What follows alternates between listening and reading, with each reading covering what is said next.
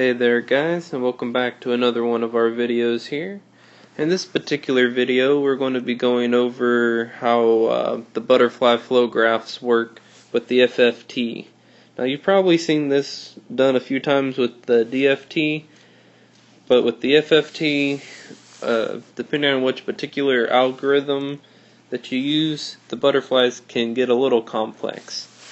But for simplistic understanding, we're going to stay with a 2-point flow graph, implying that our K value is equal to 2, as we saw in our previous videos.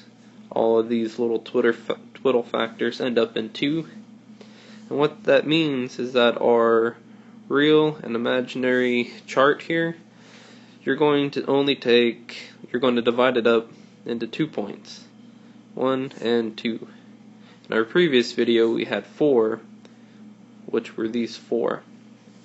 Okay, so our twiddle factors, as seen over here, for our DFT sampling of 1 and our DFT sampling of our second, is going to be a value of 1 and -1, which we would apply into these equations up here later on. So, with that explanation out of the way, I'm going to start walking you through how you draw a flow graph. Okay? So, the first step is to go ahead and take our sample, x of 1 and x of 2, and seeing as we're already broken down into the even and odd components, we don't have to do that as we did in our previous videos. We'll be able to use our x of 0 as our even component and our x of 1 as our odd component. So I'll go ahead and start this off for you guys. We have our x of 0 here, x of 1 right here. Okay, we'll draw 2 straight lines, and noticing that I'm putting arrows on them, that implies that they're directional and that they can only flow in one path without you being able to trace back. So, just as a quick recap, you can go this way, however you cannot go back this way. Alright, so here's one of our other tricky parts. But before we get there, let's go ahead and see our endpoint. We're going to want to get to our DFT sample, or in our case this FFT sample, which I designated F0 and F of 1, as it can be seen down here in our equations. We'll notice that in our equation, F of 0 here, we said is equal to F of x, which is this guy directly mapped over, plus this total factor times by x1. So what we're going to need to do is draw another line going down here from our x1 meeting up here. And this will have a value of that total factor, W2 of 0. Seems simple enough. Then while I didn't mention it before, I'll put a note on it now. These straight lines over here, because they have no other multiplier on them, it's understood for them to be 1. They have a value of 1.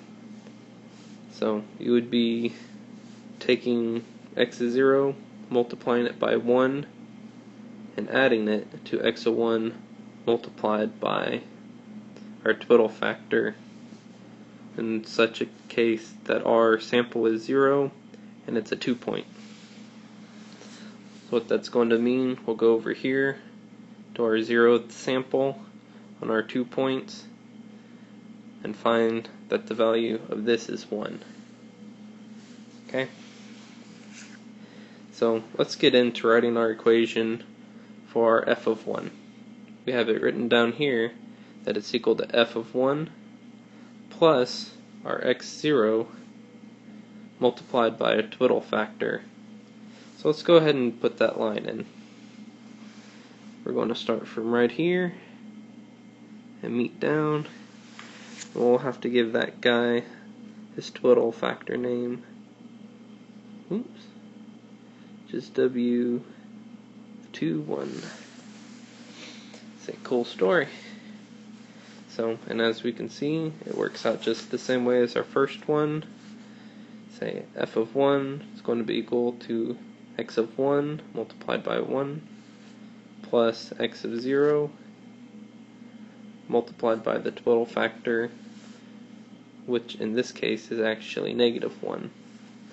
So if we wanted to just give these guys quick values, let's go ahead over here and say x of 0 is equal to 1, x of 1 is equal to 2. We'll say f0 equal to 1 plus 1 times 1 is equal to 2. Sorry guys, I got excited. Okay, that's a 2 up here. So this guy is a 3. Sorry. Moving on. So let's go ahead and write our equation for our f of 1. It's going to be 2 plus a -1 multiplied by 1, which in the long run is just going to give us 1. So, quick, simple, easy example, and we'll go over some more complicated butterflies in our next videos.